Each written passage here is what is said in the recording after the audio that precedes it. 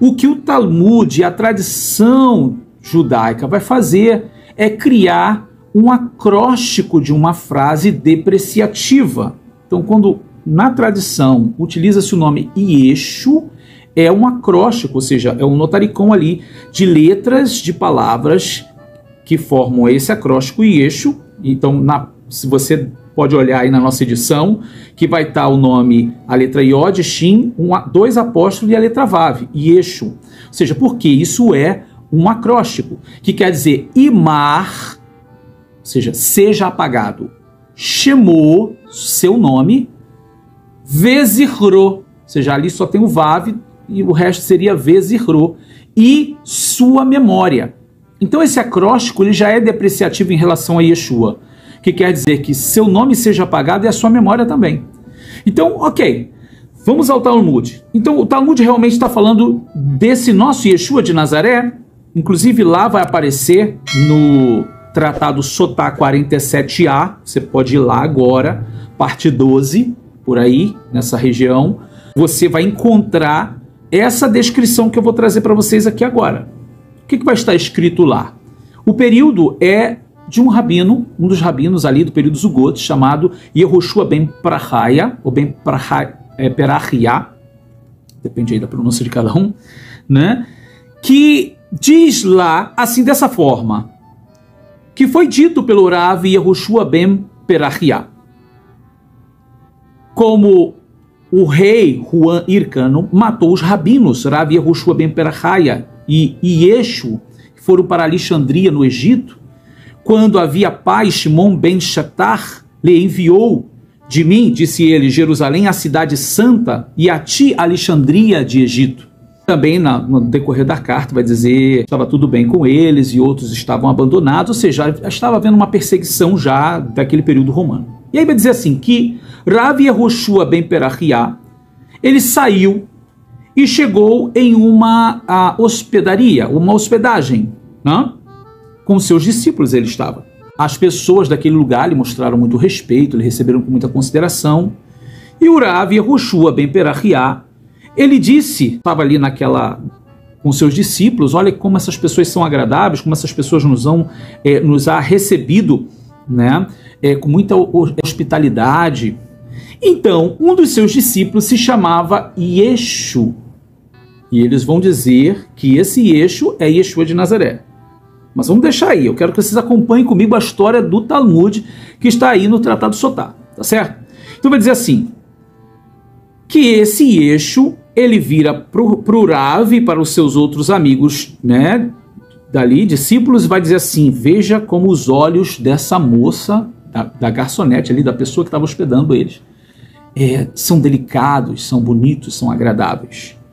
Então, o Rav Yehoshua ben Perachia ficou muito irritado com ele e disse, saia daqui, você está nos envergonhando com esse tipo de comentário. Ou seja, de alguma forma, mandou esse Yeshu embora. E aí, o que vai ser dito é que o Yeshu veio ante o Rav Yehoshua ben Perachia muitas vezes e dizia, por favor, me aceite, me aceite. Mas o Rav Yehoshua ben Perachia não lhe dizia nada, não dava atenção para ele, como que um certo desprezo. Então, está relatado que um dia, esse Yeshu vem novamente a Yehoshua ben Perachia, e nesse momento Yehoshua ben Perachia ele estava recitando o Shema, né? Com muita concentração, e ele não deveria ser interrompido. E o Yeshu veio até ele, fazendo sinal, querendo falar com ele. E está escrito que o Rav Yehoshua ben Perachia ia aceitar ele, mas naquele momento ele estava orando. Então o Yeshu não teve paciência de esperar, acenando com a mão, e via que o Rav Yehoshua ben Perachia não atendia. Ele sai dali, muito triste, muito irritado ao mesmo tempo, uma mescla de sentimentos, porque o Rav mais uma vez havia rejeitado. Então, o que ele vai fazer? Ele vai começar a se desviar da fé, vai começar a se envolver com coisas impuras e vai ensinar heresia para o povo de Israel. Essa é a história que está dita sobre esse Yeshu que se encontra ali na história de Rav Yehoshua ben Perachia, como eu falei para vocês aqui, daquele período de Zugot, onde estava começando ali aquele movimento mais rabínico. Agora, a gente precisa pensar o seguinte: vocês viram que a carta que foi mandada de Shimon ben Shatar, referindo-se ao Rav Yehoshua ben Perachia, falando do caminho dele, né, até o Egito, até Alexandria, e daquele período de perseguição, né, lá de Jerusalém, Ben Shatar envia a carta para ele estava em Alexandria, no Egito, com seus discípulos. Qual é a argumentação? A argumentação é que esse Yeshu, ele é Yeshua de Nazaré. E aí, a gente vai ter um problema, porque a data que isso ocorre não é o ano 30. Não é o ano 30 do calendário, onde se comumente se afirma que Yeshua de Nazaré viveu. Yeshua de Nazaré viveu no ano 30 do século I. E quando é que ocorre essa história do Yeshu que está com o Rabino Yehoshua ben Perachia? Ou seja, praticamente 80 anos antes. 80 anos antes de Yeshua nascer.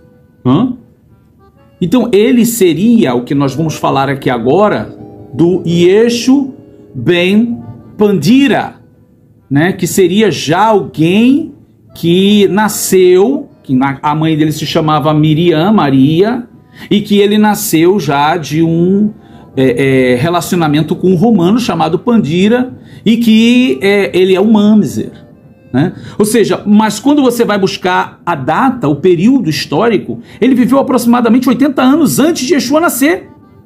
Estudou com o Rav, segundo a história, estudou com o Rav Yehoshua ben Perachia.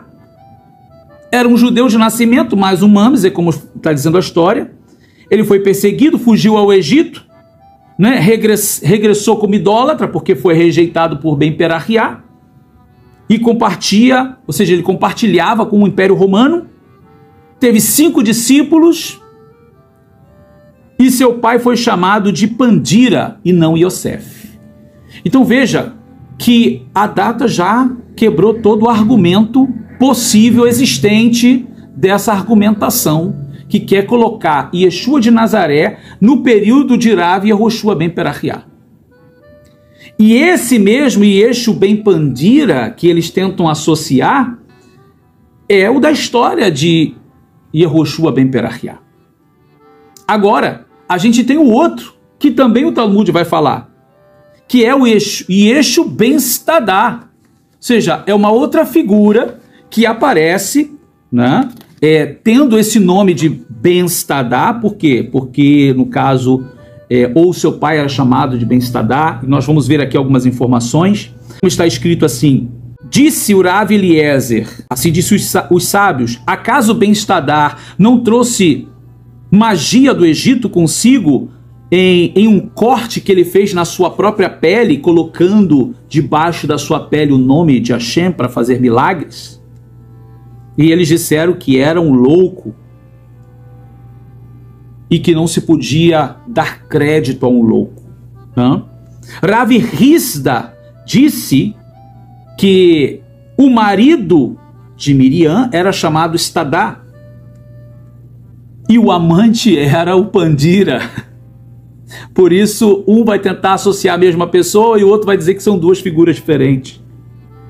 Não, o marido era Ben Yehudá Raiz e a mãe era Stadá. Aí vem as marlokot, as controvérsias deles, nas suas discussões. Não, a mãe era Miriam. E a mudança da imagem das mulheres, né, no caso que ela foi chamada Stadá, como se diz em Pumbedita, preste atenção nisso, em Pumbedita está dando o nome da cidade. Ela havia se desviado da santidade, ou seja, Stadá. Esse seria o termo atribuído, né? Essas são as discussões na tentativa de entender o que é Ben Stadá. Bom, como nós vimos aqui, né, é absurdo dizer que esta passagem se refira a Yeshua de Nazaré do século I, ali no ano 30. Por quê? Em primeiro lugar, esse personagem aqui é conhecido como Ben Stadá ou Ben Pandira, né? Filho de Stadar, ou filho de Pandira. E isso porque há dois Yeshu, como nós estamos falando aqui, que são considerados herege aqui no Talmud. Um chamado Yeshu ben Stadar e o outro Yeshu ben Pandira. A discussão aqui é qual destes é Yeshua de Nazaré? Qual deles o texto está se referindo a Yeshua de Nazaré? Você precisa levar em consideração, né, que não há nenhuma menção aqui a Yeshua ben Yosef, ok? Ou seja, então, naturalmente, não está se relacionando a Yeshua, o nosso Mashiach ben Yosef, ali do século I, do ano 30, né? Então, seguramente, isso foi uma intenção de querer associar a Yeshua de Nazaré essas figuras do Talmud.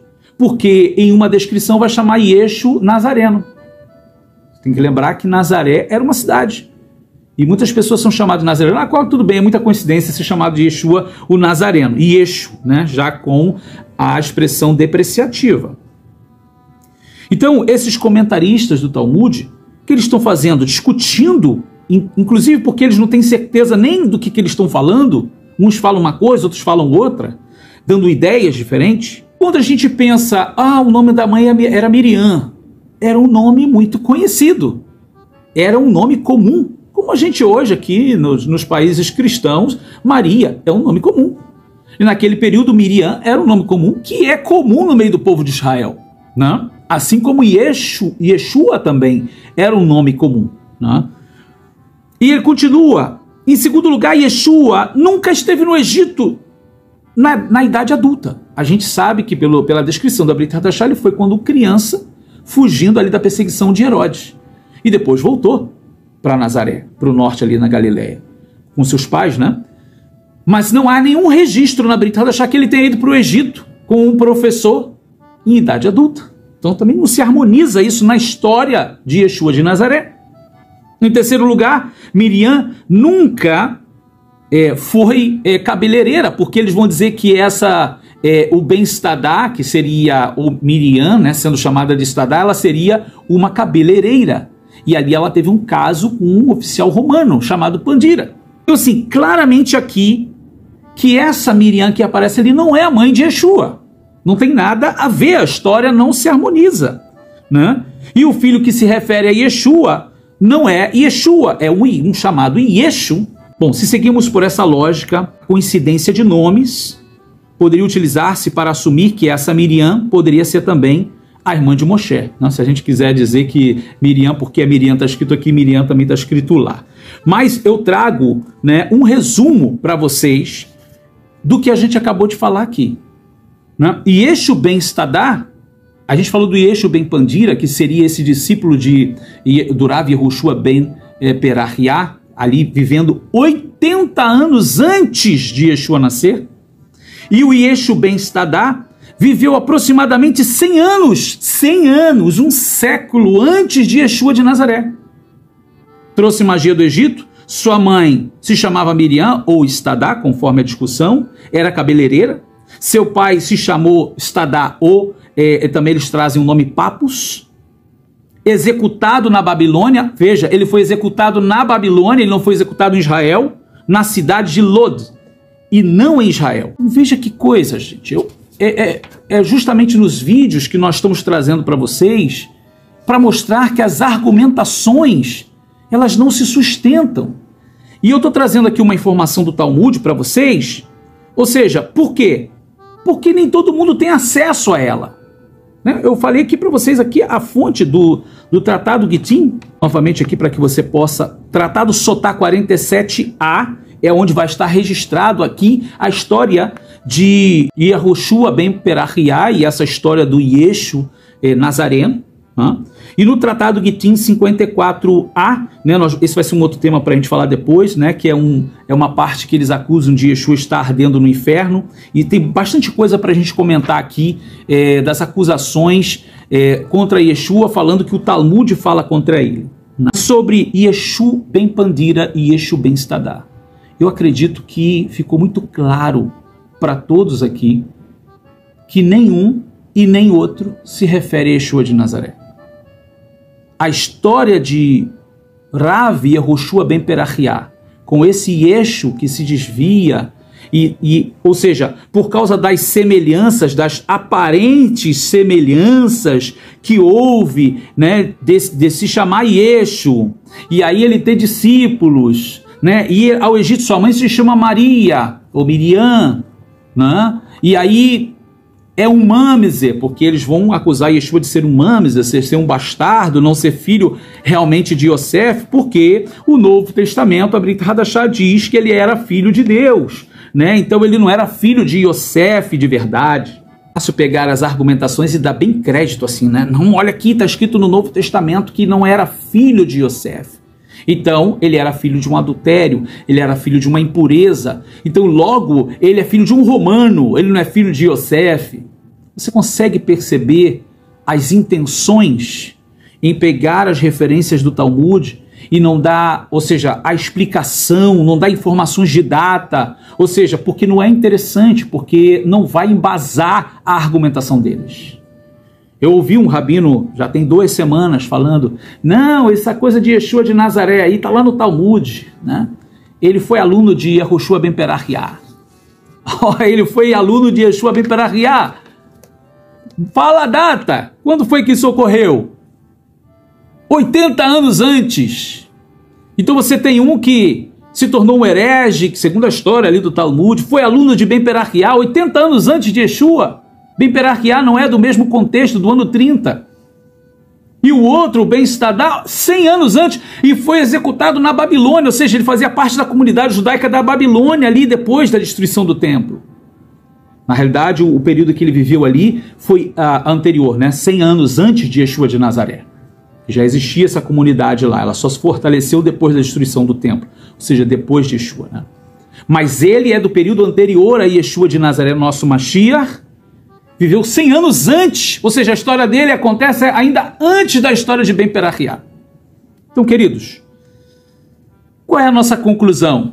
A gente tem que chegar à conclusão. Essa alegação de que esta parte do Talmud contém ofensas a Yeshua, nosso Yeshua de Nazaré, tem sua origem nesse antissemitismo católico, ou seja, porque isso ele cresce, tem muita força no período medieval, né? E foi utilizada como frequência para a perseguição dos judeus. Lamentavelmente, né, a gente, diante dessa alegação, tem sido pura ignorância sustentar esses argumentos para poder depreciar Yeshua de Nazaré, porque não crê nele como Messias. Muitos têm recebido tanto uma argumentação quanto outra. Tanto lá no meio cristão, recebem, ou seja, as argumentações falaciosas contra os judeus, e no meio judaico também se recebe as argumentações falaciosas em contra de Yeshua. Eu espero que o que a gente trouxe aqui para você hoje, de Yeshu ben Pandira e Yeshu ben Stadá, esteja claro que não é o Yeshua de Nazaré. Então nós vamos terminando aqui esse vídeo. Você tem as referências na mão, você tem mais uma argumentação refutada aqui. Espero que você possa se fortalecer cada vez mais. Estamos trazendo outras argumentações que vai, de fato, impactar algumas pessoas. Então, seja atento. Se você não se inscreveu no nosso canal ainda, se inscreva no nosso canal, porque quando você se inscreve, você recebe a notificação de que mais um vídeo saiu. Dê um like para que o YouTube reconheça aí que está sendo visto, né? Está sendo bem aproveitado. Comente, dê a sua opinião acerca. A gente vê todas as opiniões. Tem gente que vem ou elogia, tem gente que critica, tem gente que fala coisas que não deveria falar, mas é comentário. Pode comentar. Tudo isso é proveitoso para a gente entender também como as pessoas pensam, né, na sua liberdade de pensar. Então, queridos, que Hashem vos abençoe com mais esse quinto vídeo, né, essa quinta argumentação contrária a Yeshua, que refutamos mais uma vez, e eu aguardo vocês no nosso próximo vídeo. Shalom, shalom.